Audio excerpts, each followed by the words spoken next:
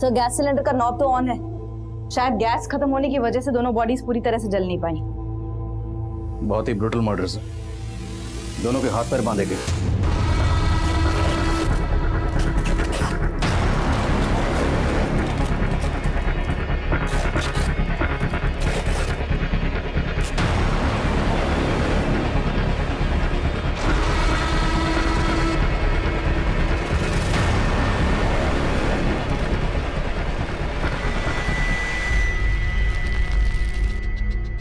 जिसने भी इन दोनों को जलाया होगा उसके दिल में इन दोनों के लिए बहुत ही गहरी नफरत रही होगी। इतनी गहरी नफरत कि इस नफरत की आग में दोनों को जलाकर स्वाह कर दिया।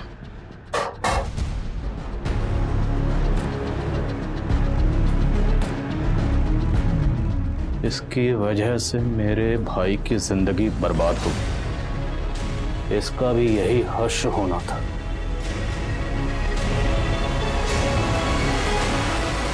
पुलिस की आंखों के सामने था एक खौफनाक मंजर। एक औरत और एक आदमी की निर्मम तरीके से हत्या की गई थी। इतनी बर्बरता, इतनी अमानवीय तरीके से हत्या की गई थी कि पुलिस के लिए भी यह दृश्य बचाना आसान नहीं था। और दीवारों पर लिखे हुए अनेक शब्द पुलिस के लिए चुनौती थे, लीड थी, या फिर उन्हें मिसलीड करने की कोई कोशिश। मैम, हमको नहीं मालूम ये आदमी और औरत कौन है। तुम्हारे कहने का मतलब है कि ये दोनों इस घर में नहीं रहते थे? मैम, ये घर तो सालों से बंद था। हम तो खुद हैरान है कि यहाँ लाशें कैसे पड़ी हैं।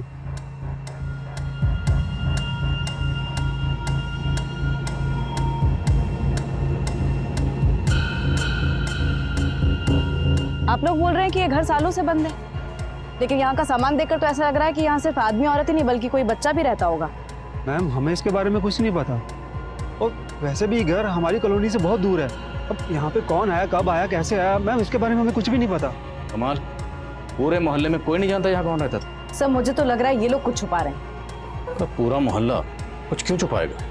पता करो, इस घर का मालिक कोई और है या ये दोनों इस घर के मालिक?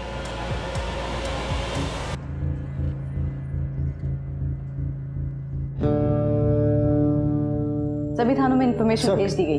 आओ। सर, ये नरेश सहगल ब्रोकर है। इसी ने वो घर किराए पे दिलवाया था। किसे दिलवाया था? सर, वो एक सिंगल मदर थी सर, अपने इन्फेंट बच्ची के साथ आई थी सर। उस सिंगल मदर का कुछ नाम तो होगा? नाम सर? हाँ, देविका जायसवाल सर। मैडम, एक नंबर प्रॉपर्टी है ये। यहाँ इतना शांत माहौल कहीं और नहीं मिलेगा इस इलाके में, और फिर बच्चे के सोने उठने में कोई दिक्कत नहीं होगी यहाँ। सर, देविका को वो मकान देखते ही पसंद आ गया था सर, और सर 3 महीने से अपनी बच्ची के साथ वहाँ रहने भी लगी थी। और मोहल्ले वाले तो बोलने वहाँ कोई नहीं रहता था। रेंट एग्रीमेंट है तुम्हारे पास? सर, वो रेंट एग्रीमेंट होने ही वाला था सर, लेकिन मकान मालिक को टाइम ही नहीं मिल पा रहा था, इस वजह से। मकान मालिक कौन है? विक्रांत पाठक सर, दिल्ली में रहता है सर। उस मकान का पूरा जिम्मा उसने मेरे ही हाथ में सौंप रखा है। भले ही रेंट एग्रीमेंट ना हुआ हो सर, लेकिन देविका ने 11 महीने का एडवांस रेंट और डिपॉजिट का चेक मुझे दे दिया था सर, जिसमें से मैंने डिपॉजिट का चेक और 3 महीने का रेंट सर मकान मालिक के अकाउंट में जमा कर दिया सर। देखो, ऐसा है, उस घर में हमें कोई बच्चा तो नहीं मिला, लेकिन एक आदमी और एक औरत की लाश मिली। मामला सीरियस है, समझ रहे हो तुम? तो ये बताओ, देविका के साथ हमें जिस आदमी की लाश मिली वो आदमी कौन था और उसका देविका के साथ क्या रिश्ता था? सर, मुझे उसके बारे में कुछ भी नहीं मालूम सर। जब से मैंने देविका को पोजीशन दिया मैं वहाँ गया भी नहीं सर। देविका का फोन नंबर और एड्रेस बताओ। सर, फोन नंबर दिया तो था उसने, लेकिन सर फोन फॉर्मेट हो गया। देविका ने जो रेंट के चेक्स दिए, तो चेक्स हैं तुम्हारे पास? हाँ सर, ऑफिस में रखे हैं सर। हमें उनकी जेरॉक्स चाहिए। ठीक है sir. Pandey, thank you sir. नजर रखो इस नरेश पे, और देविका के अकाउंट में जो परमानेंट एड्रेस है वो निकलो। सर,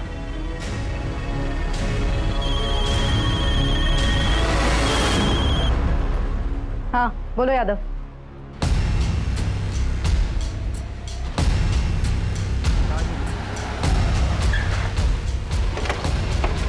मैम, ये केदार मिश्रा है, इसी इलाके का है। ये उस घर के बारे में कुछ बता रहा था जहाँ पे उस औरत और मर्द की लाशें मिली। मैम, कुछ समय पहले जब मैं उस घर के पास से गुजर रहा था तो मैंने देखा कि उस घर के मालिक मिस्टर पाठक और कुछ लोग मिलकर उस घर के पीछे की तरफ गड्ढा खोदकर कुछ तो गाड़ रहे हैं। क्या गाड़ रहे? एक बड़ा सा मोटा सा बोरा था, उस बोरे में क्या था मुझे पता नहीं, लेकिन खून के धब्बे लगे हुए। उस घटना के बाद किसी को उस घर में देखा था? मतलब ये जो मर्द और औरत की लाश मिली है, क्या उनमें से किसी को देखा था? नहीं मैडम, मैंने उस घटना के बाद किसी को नहीं देखा। अब उस घर में कौन रहने आया, क्या हो रहा था, मुझे कुछ नहीं पता इसके बारे में।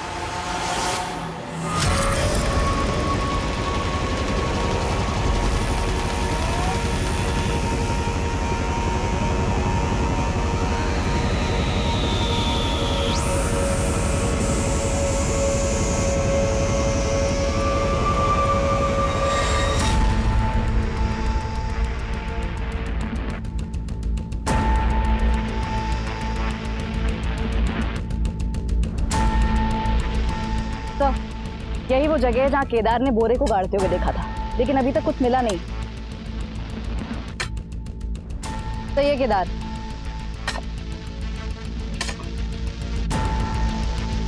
एक मिनट रुक। ओके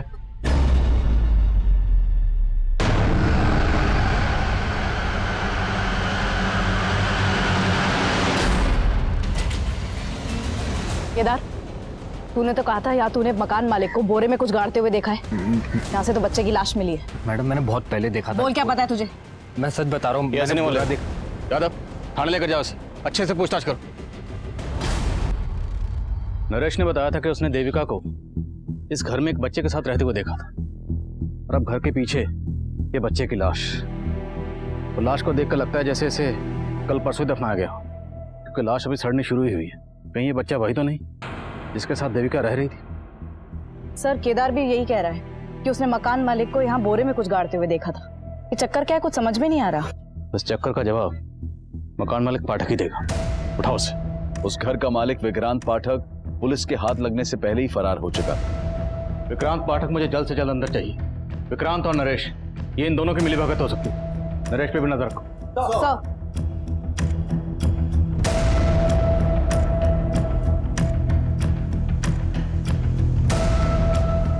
पुलिस विक्रांत को ढूंढने में जुट गई थी। वहीं देविका द्वारा इशू किए गए रेंट चेक्स के जरिए देविका के बैंक अकाउंट की डिटेल सामने आई।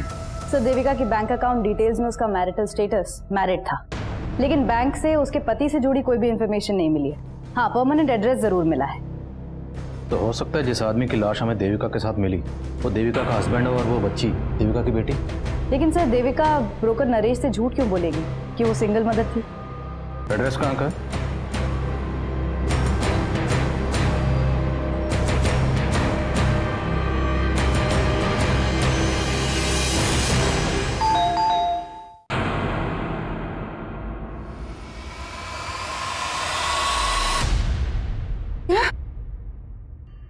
देविका की लाश? जी, सिर्फ देविका नहीं, उसके पति और बच्ची की लाश भी मिली। ये आप क्या कर रहे हो सर? कल रात ही तो मेरी बात हुई है देविका के पति और बेटी से, और वो लोग ही पास में ही रहते हैं।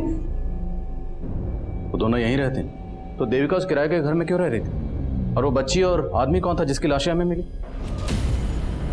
मुझे ये सब नहीं मालूम। मैं खुद पिछले 2 साल से देविका को ढूंढ रही हूँ। 2 साल से ढूंढ रही? हाँ सर, 2 साल पहले देविका अपने पति और बेटी से झगड़ा करके मायके चली आई थी, और मनीष जब उसको लेने आया। ये कैसी बात कर रही हो तुम देविका?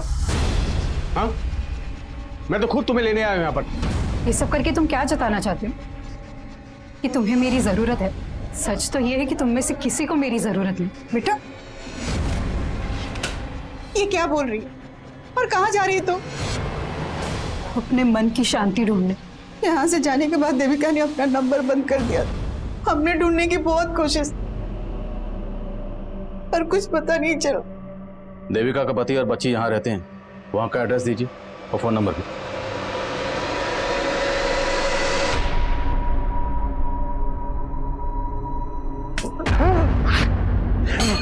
क्या बात है? आप यहाँ पर आराम से सो रहे हो और वहाँ मम्मा, आप मम्मा को वापस कब लेकर आ रहे हो? बेटा वो अब नहीं आएगी यहाँ। बताओ मम्मा क्यों नहीं आएगी? बताओ पापा, मम्मा वापस क्यों नहीं आएगी? शट अप यार। तब यहाँ पर थी तब तो उसकी परवाह नहीं की तुमने। अब मम्मी मम्मी करके मेरा कान खाती रहती है। जा अंदर जा, जा।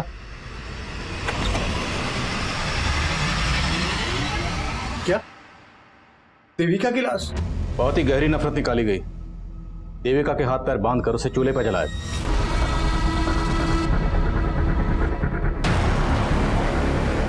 और ठीक उसी तरह से एक आदमी को मारा गया।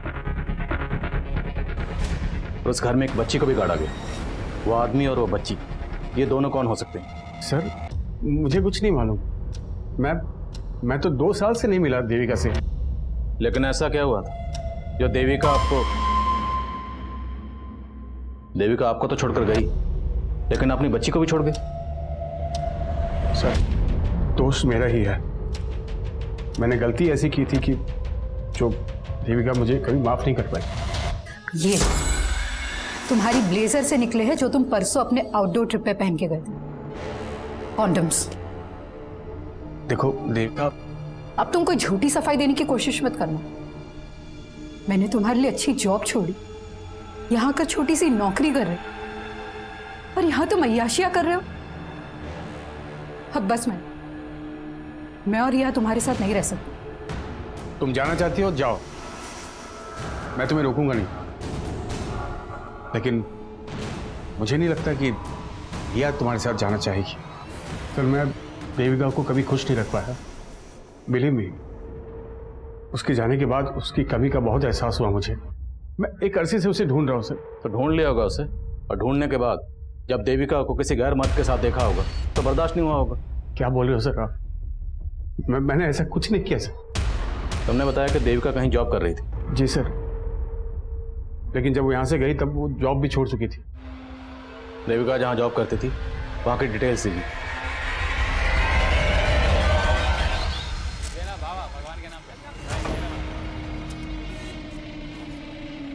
Keep the change.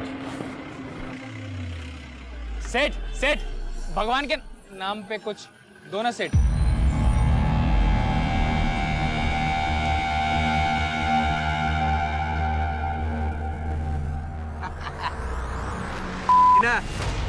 अबे आग।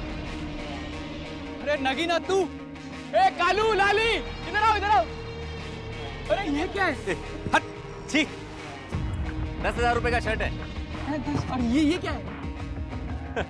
हाथी का दांत है, हाथी का दांत। हाथी का दांत? अबे हाथी के छोटे बच्चे का दांत। जा। अच्छा। अबे तेरा नगीना ना अभी किसी की किस्मत का नगीना बन गया है। उसको भी चमका दिया और खुद भी चमक गया। कौन है वो जिसको चमका दिया बे तूने? सर, जिस घर में हमें जली हुई लाशें मिली, उस घर के मालिक विक्रांत पाठक का फोन दिल्ली के मुखर्जी नगर में बंद हुआ था, और हमने उसके रिश्तेदारों और दोस्तों से भी पूछताछ की, लेकिन कोई क्लू नहीं मिल पाया कि वो छिपा कहाँ पे। मकान मालिक और किराएदार के अलावा पाठक और देविका के बीच में कोई और कनेक्शन? सर, फिलहाल ऐसा कोई कनेक्शन सामने नहीं आया, और ना ये पता चल पाया कि दूसरी जली हुई लाश किस आदमी की है। लेकिन देविका के बैंक अकाउंट से कोई ना कोई फ़ोन नंबर तो लिंक होगा। उस नंबर की डिटेल्स निकलो, शायद कोई क्लू मिले। और ये मकान मालिक पाठक, इसे हाजिर करो। एक बार ये मकान मालिक हमारे हाथ में आ गया तो हमें सब पोस्टमार्टम रिपोर्ट के मुताबिक देविका और उस आदमी को पहले नशीली दवा देकर बेहोश किया गया। घर से मिले ग्लासेस में फ्रूट जूस के साथ साथ दवा के ट्रेसेस भी मिले। बेहोश करने के बाद उनके हाथ पैर बांधकर दोनों को जला दिया गया। बच्ची की मौत धुएं से सफोकेशन की वजह से हुई। मरने के बाद उसे गाड़ा गया। एक मर्द, एक औरत और एक बच्ची, देखने में तो फैमिली लगती है, पर ये फैमिली थी या नहीं थी इसके लिए इन तीनों का डीएनए टेस्ट करवाना हो। पर मारने से पहले इन दोनों को जूस में बेहोशी की दवा पिलाई गई, तो मतलब साफ ये काम किसी जान पहचान वाले का ही है। अब ये जान पहचान वाला या तो देविका की पहचान का होगा या उस आदमी की। देविका की पर्सनल और प्रोफेशनल लाइफ के बारे में जानते। देविका के नोएडा वाले ऑफिस में चलते। ये हमारी नगीना ने बनवाया है। देखो ये भी कैसा है, पूरे 2 तोले का है और एकदम सच्ची सोने का है। हाँ, तुम्हारी नगीना को लाखों का कोई भीख दे गया है या लॉटरी लगा है? कोई लॉटरी नहीं लगा है, वो तो हमारे नगीने का दिमाग है। उसने बहुत बड़ी जुगत लगाई है। जुगत? हाँ। शांति बहन, हमको भी तो बताओ वो जुगत। किसी को बताना मत। वो ना शहर गया था तो वहाँ पर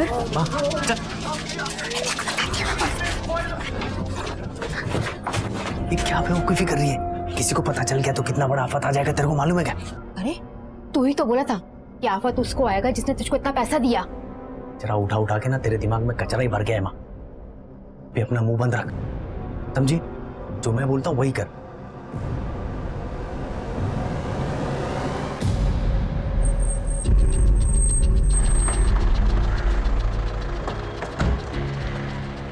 सर, देविका तो 2 साल पहले यहाँ से रिजाइन करके चली गई थी। 2 साल से मैं भी उसके कांटेक्ट में नहीं हूँ। मुझे बहुत हैरानी हो रही है कि उसकी इस तरीके से हत्या हो गई। सिर्फ देविका का ही नहीं, एक बच्ची और एक आदमी की लाश भी मिली। क्या देविका का यहाँ किसी के साथ अफेयर था? मैम, देविका का किसी से अफेयर हो ही नहीं सकता। वो तो खुद अपने पति से परेशान रहती थी। उसने तुम्हें अपने पति के बारे में कुछ बताया था? देविका का पति गोरखपुर में एक सेल्समैन की नौकरी करता था और 3 साल पहले वो नोएडा में शिफ्ट हुए थे, पर देविका उनके साथ नहीं आना चाहती थी। क्यों? क्योंकि देविका बहुत ही क्वालिफाइड थी मैम, और वो गोरखपुर में एक एरोस्ट्रेस इंस्टीट्यूट में ग्रूमिंग इंस्ट्रक्टर का जॉब करती थी, लेकिन फैमिली के लिए वो यहाँ आ गई और रिसेप्शनिस्ट का जॉब कर रही थी। लेकिन इतने सब सैक्रिफाइस के बाद भी ना उसका पति उसे इम्पोर्टेंस देता था और ना उसकी बेटी उसे समझती थी।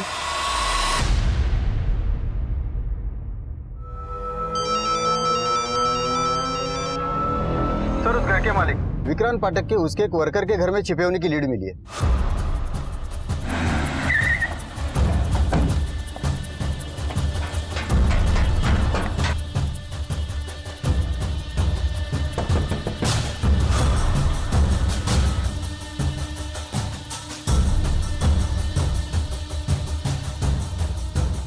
साहब, देविका और उसके बच्चे से मैं आज तक नहीं मिला, और फिर अपने किराएदार को मरवा के क्या मिलेगा मुझे? एक चश्मदीद ने उसी घर के पिछले हिस्से में तुझे गड्ढा खोदते हुए देखा। वो तो 3 महीने पुरानी बात है साहब। 3 महीने पहले? तो 3 महीने पहले भी किसी को मारा था? नहीं साहब, किसी इंसान को नहीं। मैंने गड्ढे में अपना मरा हुआ कुत्ता गाड़ा था। कुत्ता? हाँ साहब, वो घर ही मनहूस है साहब। मुझे सस्ता मिला तो मैंने ले तो लिया, इन्वेस्ट कर दिया, सोचा था चलो कम से कम किराया तो आएगा। लेकिन दक्षिण दिशा में मुंह होने के कारण कोई भी किराएदार नहीं आ रहा था। उसके बाद मुझे एक बाबा मिले। उन्होंने सुझाव दिया कि अगर घर की मनहूसियत खत्म करनी है तो अपने किसी वफादार जानवर की बलि देनी होगी। इसलिए उनकी बात मान के मैंने तंत्र पूजा की और अपने वफादार कुत्ते की बलि दे दी और उसको गड्ढे में गाड़ दिया साहब। मैंने सिर्फ अपने कुत्ते की बलि दी थी, मैंने किसी इंसान को नहीं मारा साहब।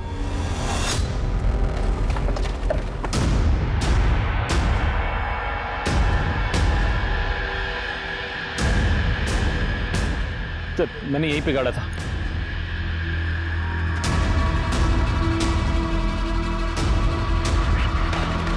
सर, यही है सर, कुत्ते की हड्डी देखिए। हाथ से निकालो। लेके जाओ। इन हड्डियों को तुरंत फोरेंसिक भेजो, पता लगाओ क्या ये वाकई कुत्ते की हड्डी है। ये पाठक हमें घुमा रहा है, और देविका से जुड़े जिन जिन लोगों को पाठक जानता है सबका पता लगाओ। देविका का बॉस मेहता, उसका पति मनीष, कोई भी हो सकता है। सब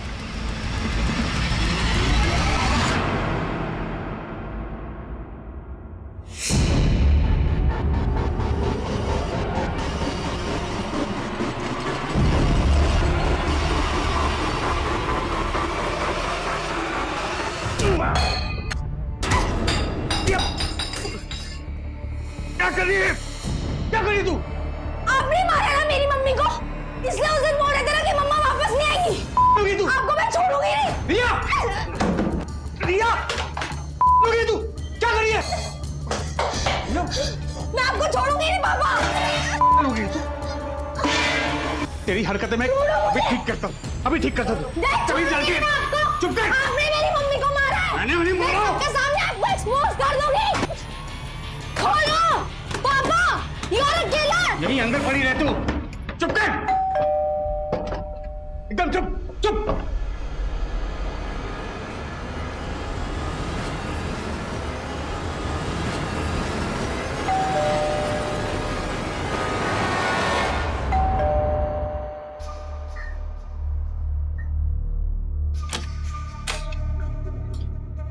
ये क्या हुआ? खोलो पापा। और ये रिया क्यों चिल्ला रही है? क्या बताऊं विद्या, इस लड़की ने मुझे परेशान कर रखा है। समझ भी नहीं आ रहा इसे हैंडल कैसे करूं मैं। तुम परेशान मत हो, मैं हैंडल करती हूँ।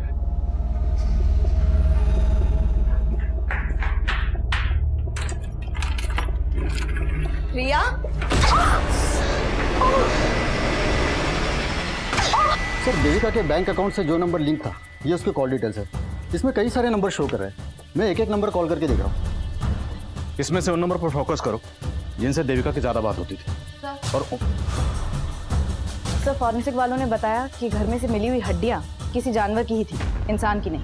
मकान मालिक विक्रांत पाठक का देविका के बॉस या मनीष से कोई कनेक्शन नहीं निकला। लेकिन हाँ सर, मनीष का एक छोटा भाई है नीरज, और घर की दीवार पे भी लिखा हुआ था। तो ये मनीष का छोटा भाई नीरज गायब है? गायब तो नहीं है सर। सर एक मिनट सर, देविका के कॉल रिकॉर्ड में एक नंबर नीरज नाम के लड़के का भी है। ये देखिए, नीरज जायसवाल। मैंने इस नीरज को कॉल भी किया था, लेकिन इसने उठाया नहीं। तो तुम उठाओ इस नीरज जायसवाल। सर, वैसे मैं हर साल एक नई और महंगी गाड़ी लेता हूं। तुम्हारी इस पुरानी गाड़ी का ये नंबर प्लेट मुझे बहुत पसंद आया। कितना लेगा? क्या ये नंबर प्लेट का? अरे नंबर प्लेट का नहीं भाई, पूरी गाड़ी का। आपके लिए 3 लाख रुपए। अच्छा अच्छा ठीक है। ए, चल चल टेस्ट ड्राइव दे। हाँ हाँ टेस्ट ड्राइव दे। जाओ जाओ। ए भागा है। चल चल पकड़ पकड़ चल चल। ए साला, ए रुको। साला फिर भाग गया। इस बार हाथ लगाना, साले की सारी रईसी निकाल दूंगा। आओ, मनीष के छोटे भाई नीरज, नीरज नहीं सब निर्लज है। तो अपनी भाभी को बेहोश किया, हाथ पैर बांधे और फिर जलाकर मार दिया। उसके बाद दीवार पर लिख कर गया। सर मैंने कुछ नहीं लिखा सर, लिखा तो उन्होंने मेरी किस्मत में कि मैं उनका भाई हूँ। किसने? तेरे भाई ने? ये सब तेरे भाई मनीष ने किया? कर भी सकता है सर, उन्हें सिर्फ भाभी से नहीं मुझसे भी प्रॉब्लम थी, सिर्फ इसलिए क्योंकि मैं भाभी की बात समझता था। तंग आ गई थी भाभी मेरे भाई से। सर मैं तो कहता था भाभी से कि भाभी अगर ऐसा है तो आप छोड़ क्यों नहीं देती उन्हें, आप क्यों सह रही हो ये सब? प्रॉब्लम सिर्फ मनीष में नहीं है नीरज, प्रॉब्लम मेरी बहन में भी है। मैं सिर्फ और सिर्फ रिया के लिए रुकी हूँ। जब वो मुझे समझने लग जाएगी, मैं उसे लेके हमेशा के लिए चली जाऊंगी। लेकिन सर रिया को विद्या ने अपने फेवर में कर रखा था पूरी तरीके से। वो विद्या और मेरा भाई मनीष, उन दोनों ने मजबूर किया मेरी भाभी को, और इसलिए उन्होंने अपनी बेटी को छोड़ा सर। तब तो तू ये भी जानता होगा कि देविका कहाँ रहती थी। उन्होंने अपना नया नंबर मुझे दिया था, इसलिए कभी कभी मेरी बात हो जाती थी उनसे। लेकिन सर भाभी ने मुझे कभी नहीं बताया कि वो कहाँ रह रही थी। कभी कभी बात होती थी तो बातों में ये तो बताया होगा तेरी भाभी ने कि वो आदमी कौन था जिसके साथ वो रह रही थी। सर मुझे कुछ नहीं पता इस बारे में सर। और सर आप मुझ पर शक करके गलती कर रहे हैं। ये सब मेरा भाई मनीष और वो भाभी की छोटी बहन विद्या, ये उन दोनों का रचा हुआ पूरा प्लान है सर। भाभी के जाते उन दोनों ने शादी भी कर ली थी। साली साली रहती तो अच्छा था। साली जब घरवाली बनती है यही कांड होते हैं। तो तुम क्या चाहते थे? बिना किसी रिश्ते के सोती रहती तुम्हारे साथ? तो अब रिश्ता जोड़ा है तो भुगत। कहती थी रिया की माँ बनूंगी तो सब कुछ संभाल लूंगी। क्या खाक संभाला तुमने? हमारे सर भी फोड़ रही है और किस्मत भी।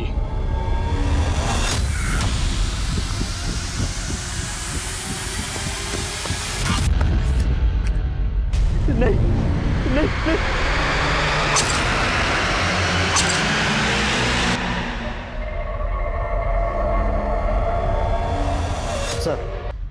सर उस मनुष्य और विद्या को उठा के लाए। बिठा दो। जैन सर। जी सर। ठीक है सर, मैं अपडेट करता हूँ आपको। सर, देविका के कॉल रिकॉर्ड्स में एक ऐसा नंबर मिला है जो कंटिन्यूसली स्विच ऑफ जा रहा है। किसका नंबर है ये? सुरेश तिवारी। इसका फोन हत्या वाली रात उस घर के एरिया में बंद हुआ जहां से लाशें मिली थी। नंबर कहाँ का है? मेरठ। तुरंत मेरठ निकल, उठाओ इसे।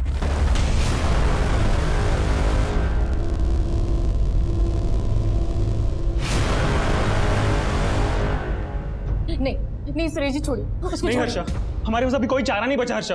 वो आदमी हमें जीने नहीं देगा। हम उसका टॉर्चर सह सके नहीं, हम इस रस्सी पे लटक कर मर जाएंगे। सुरेश जी मेरी बात तो सुनिए। अगर आप चले गए तो हम दोनों का क्या होगा? हर्षा मुझे पता है कि हमने साथ जीने मरने की कसम खाई थी, लेकिन हम साथ जी नहीं सकते तो कम से कम साथ मर तो सकते हैं। हम नहीं मर सकते। ठीक है। क्या कर रहे हैं आप? सुरेश जी मेरी बात सुनिए, छोड़िए उसको।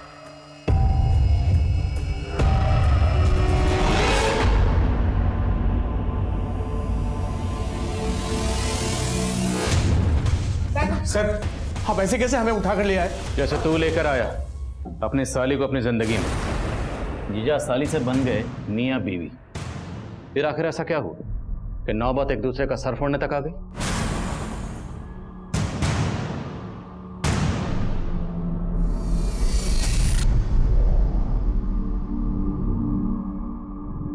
आई एम सॉरी मम्मा, मैंने कभी भी आपकी रिस्पेक्ट नहीं की। I am very bad. Please मुझे माफ कर दो, प्लीज वापस आ जाओ। हमें फिक्र थी रिया की, इसलिए शादी की। रिया की फिक्र का वास्ता देकर अपनी शादी को जस्टिफाई कर रहे हो? नहीं सर, आप गलत सोच रहे हैं। हमारी शादी से तो दी को भी कोई प्रॉब्लम नहीं थी। देखो, अब मैं तुम दोनों के बीच में पिसना नहीं चाहती और ना ही तमाशा करके घर की इज्जत पे आंच आने देना चाहती। तुझे मनीष पसंद है ना, तू बना ले इन्हें अपना पति, मुझे कोई प्रॉब्लम नहीं। बस प्लीज प्लीज मेरी बेटी रिया का ख्याल रखना।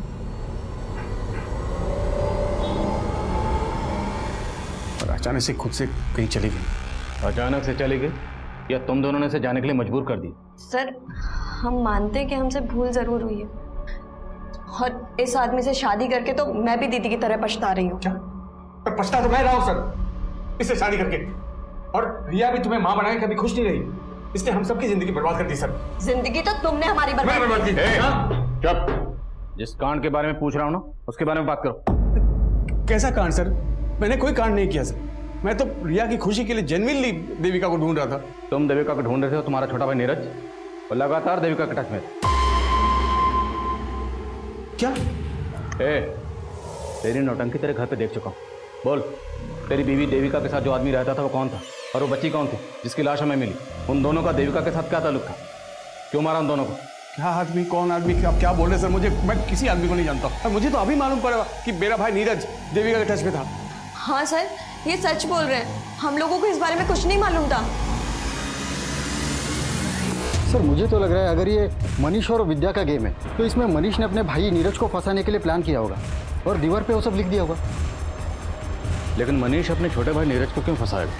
क्या उसे ये शक था कि उसके छोटे भाई का उसकी बीवी के साथ? बोलो। सर, सुरेश 2 साल से गायब है। What? 2 साल से गायब? हाँ सर, सुरेश यहाँ अपनी पत्नी हर्षा और एक बच्चे के साथ रहता था। हर्षा तो यहाँ नहीं है। पता चला है कि सुरेश मेरठ में जल विभाग में क्लर्क था।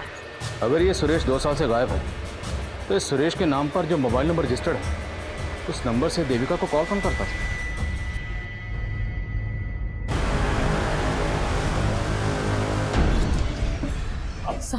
आप फिर से आ गई? आपसे बोला ना जैसे ही आपके पति का पता चलेगा आपको बुला लेंगे। वो शायद नहीं मिलेंगे साहब, उन्होंने आत्महत्या कर ली होगी। क्या? तुम तो पहले बोल रही थी सुरेश लापता है, अब बोल रही उसने आत्महत्या कर लिया। ये लगा के रखा तुमने? साहब, एक बात हम आपको पहले बताए नहीं थे। 2 साल पहले ऐसे ही अपने बॉस से तंग आकर उन्होंने आत्महत्या करने की कोशिश की थी। नहीं, देखिए आप ऐसा नहीं कर सकते। अगर आपका बॉस आपको तंग करता है तो आप उसकी शिकायत अपने बड़े अफसर से कीजिए। क्यों आप हमको अनाथ करके जाना चाहते हैं? हमारी बात कोई नहीं सुनेगा हर्षा। हमारे बॉस ने सबको अपने खिलाफ कर दिया। कौन बॉस? वो विनायक मिश्रा।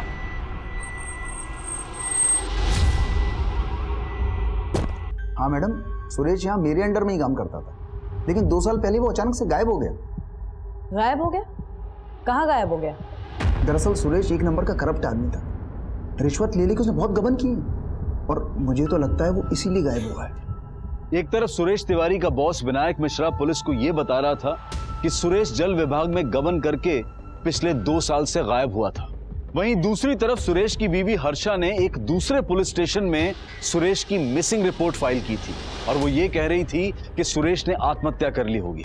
जल्द ही ये जानकारियां दोनों पुलिस स्टेशन के बीच साझा हो गई और सुरेश की बीवी को उस आदमी की लाश की शिनाख्त के लिए बुलाया गया जो विक्रांत पाठक के घर में एक महिला और बच्चे की लाश के साथ मिली थी। तो आप कह रही हैं कि ये लाश सुरेश की? लेकिन जहां आपने इसकी मिसिंग कंप्लेंट फाइल की थी वहां आपने ये भी कहा था कि सुरेश ने आत्महत्या की होगी। तो अगर सुरेश ने आत्महत्या की थी तो ये लाश सुरेश की कैसे हो सकती? हम अपने पति की लाश को पहचानने में धोखा नहीं खा सकते। पर विनायक तो ये कह रहा है कि सुरेश गबन और रिश्वत लेकर भागा। झूठ बोल रहा है वो, वही फंसा रहा था सुरेश जी को। एक काम ढंग से होता नहीं तुमसे। सर पर हमारी गलती क्या है तो बताइए। विनायक बहुत नीचा दिखाता था सुरेश जी को, सारे स्टाफ के बीच में डांट देता। साहब, विनायक इसी ताक में रहता था कि कब वो सुरेश जी को काम से निकलवा दे और अपने एक रिश्तेदार को रख ले। और साहब, सुरेश जी से एक गलती भी हो गई थी, उसी का फायदा उठा के उनके ऊपर रिश्वत लेने का और गबन का इल्जाम लगा दी। तो सुरेश से आखिर ऐसी क्या गलती हुई थी? साहब, इन्होंने आत्महत्या तो नहीं की थी, लेकिन उससे पहले विनायक को एक सुसाइड लेटर मेल कर दिया था। मैडम, वो कुछ मरना वरना नहीं चाहता था, वो मुझको ब्लैकमेल करना चाहता था, वो ईमेल करके। मैं अपने बॉस विनायक की वजह से आत्महत्या कर रहा हूँ? मेरी मौत का जिम्मेदार मेरा बॉस विनायक है। मैडम, उसका ईमेल पढ़ के मैं बहुत डर गया था और अगले पल देखा वो ऑफिस में था। तुमने ईमेल के बारे में पहले क्यों नहीं बताया? मैडम जब से पता लगा वो गायब हो गया है, मुझे डर था कि वो ईमेल किसी के हाथ ना लग जाए। डर इसलिए गए थे क्योंकि उसकी हत्या में तुम्हारा हाथ है। मैडम मैं सच कह, उसके साथ एक औरत देविका का भी मर्डर हुआ और इसकी बच्ची का भी। तुमने ही किया है ना? मैडम मैं सच कह रहा हूँ, मैं इनको जानता भी नहीं हूँ। आप कह रही हैं कि आप इस देविका को नहीं जानते, पर यह दावा कर रही हैं कि इस देविका के साथ हमें जिस आदमी की लाश मिली वो आपके पति सुरेश की लाश। तो अचानक 2 साल बाद आप अपने पति की आत्महत्या की खबर देने पुलिस स्टेशन क्यों गए? क्योंकि 2 साल से सुरेश जी हमारे संपर्क में थे। वो भागे ज़रूर थे 2 साल पहले विनायक से डर के, लेकिन बीच बीच में चोरी छिपे हमसे मिलने आया करते थे। फिर अचानक से उन्होंने घर आना बंद कर दिया। उन्होंने जो नया नंबर लिया था वो भी बंद आने लगा। बस इतना पता था कि वो यहाँ शहर में कहीं रहते हैं, तो इसलिए उन्हें ढूंढने आ गए। और जब वो नहीं मिले तो उनकी मिसिंग कंप्लेंट लिखा दी हमने। आपके सुरेश जी ने शायद घर आना इसलिए बंद कर दिया होगा क्योंकि सुरेश ने दूसरा घर बसा लिया इस देविका के साथ। क्या बात कर रहे हैं साहब आप? वो सपने में भी हमें धोखा देने की नहीं सोच सकते।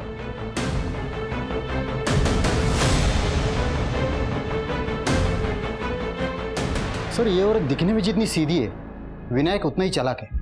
पहले ये केस देविका से कनेक्टेड लग रहा था, लेकिन अब लग रहा है कि ये केस इस सुरेश से भी कनेक्टेड है। सर मैंने चेक किया, सुरेश का बैंक अकाउंट उसी बैंक में था जिसमें देविका का था। इनफैक्ट सुरेश ने एज अ गारंटर किसी नगीना नाम के आदमी का बैंक अकाउंट भी उसी बैंक में खुलवाया था। इस नगीना का इन कत्ल से क्या ताल्लुक है? सर नगीना एक भिखारी था। अचानक से उसके बैंक अकाउंट में बहुत सारे पैसे आ गए थे और 1 हफ्ते पहले उसका मर्डर हो गया।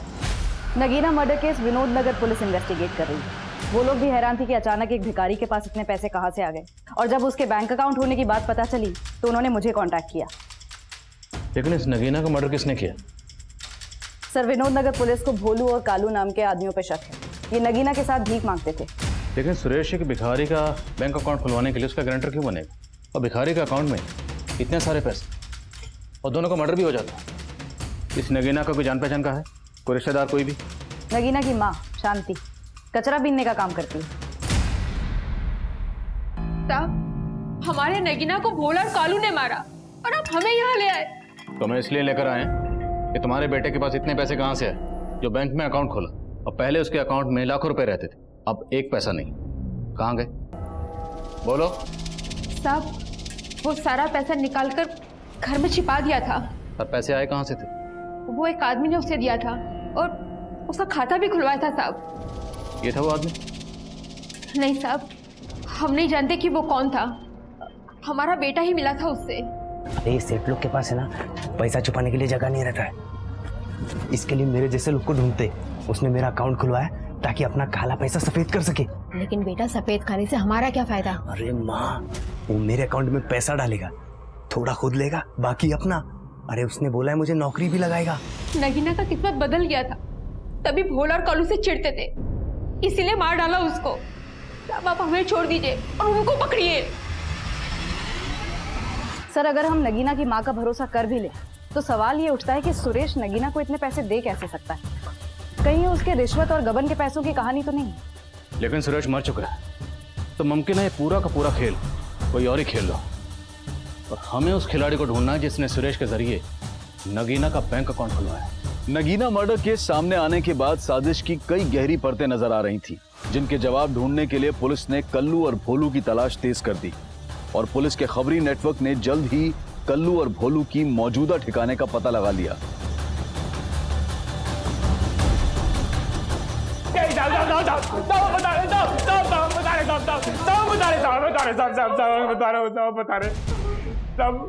हमने नगीना को पैसों के लालच में नहीं मारा, वो कभी ना लाली को अपने साथ लेके चला गया। लाली? कौन लाली? तब मेरी दोस्त, हम सब साथ में भीख मांगा करते थे। एक दिन नगीना वहां आया और लाली को पैसों का टसन दिखाने लगा। साहब लाली को उसने हमसे छीन लिया था और पूछने पे भी नहीं बताता था कि वो कहाँ है। लाली कहाँ है बे? बोल। अरे कितनी बार बोलूं, मुझे नहीं पता। साले बता, नहीं तो यही काट दूंगा। बता बता। रुक रुक। अरे रुक। अरे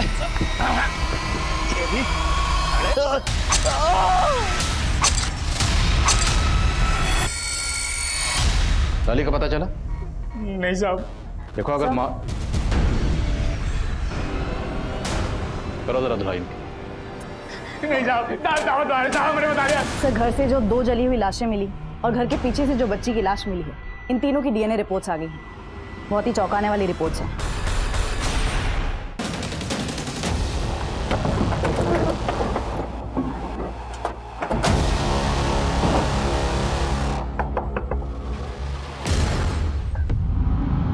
हमसे दूर जा रही हो पर दिल से कभी दूर नहीं होगी। कभी भी मेरी ज़रूरत पड़े तो मुझे याद ज़रूर करना। अरे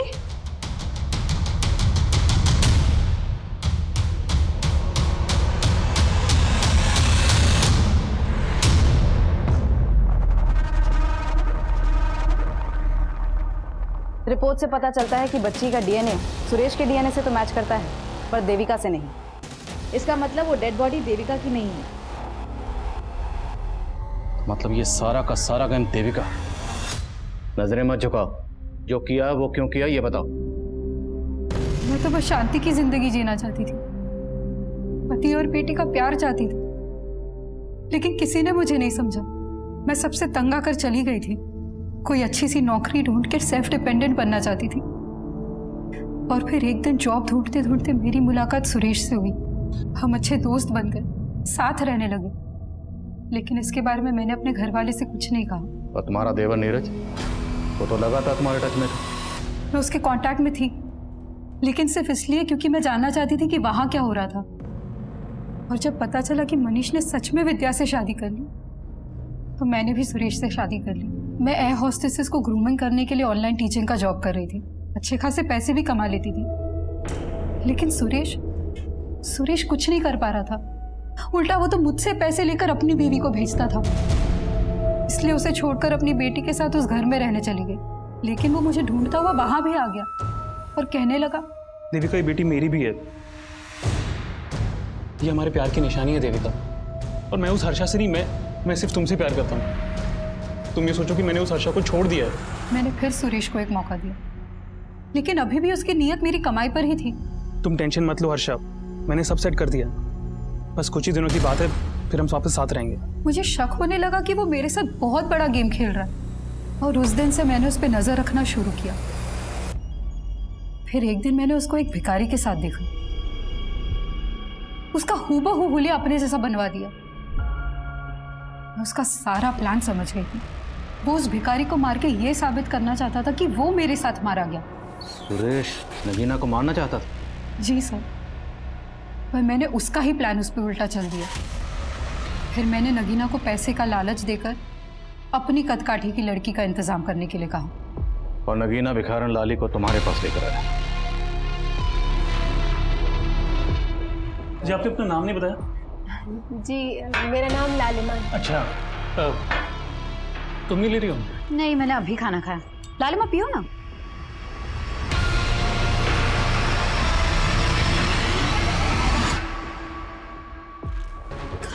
दोनों बेहोश है, जल्दी जल्दी हाथ पैर बांधो।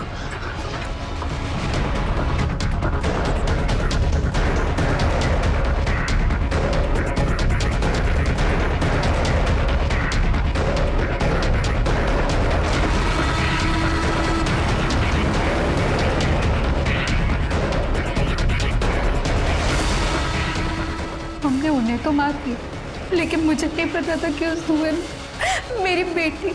सब मैं अपनी बेटी को नहीं मारना चाहती थी, लेकिन वो। पर तुमने दीवार पर वो सब क्यों लिखा था? मुझे नीरज से पहले कभी कोई शिकायत नहीं थी, लेकिन जानती थी कि जब आप मनीष के भाई तक पहुंचेंगे तो आपको लगेगा कि ये मनीष की ही चाल है। और मैं मनीष को फंसाना चाहती थी, उसे बर्बाद करना चाहती थी। आज सिर्फ और सिर्फ उसी की वजह से मेरी जिंदगी बर्बाद हो गई। तुम्हारी जिंदगी खुद तुम्हारी वजह से बर्बाद हुई।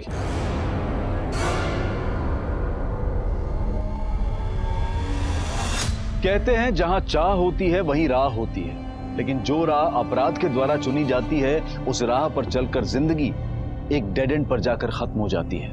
अब मैं अनूप सोनी आपसे विदा लेता हूं। फिर मुलाकात होगी क्राइम पेट्रोल सतर्क के ब्लैक हेडलाइंस अध्याय में एक और नए केस के साथ।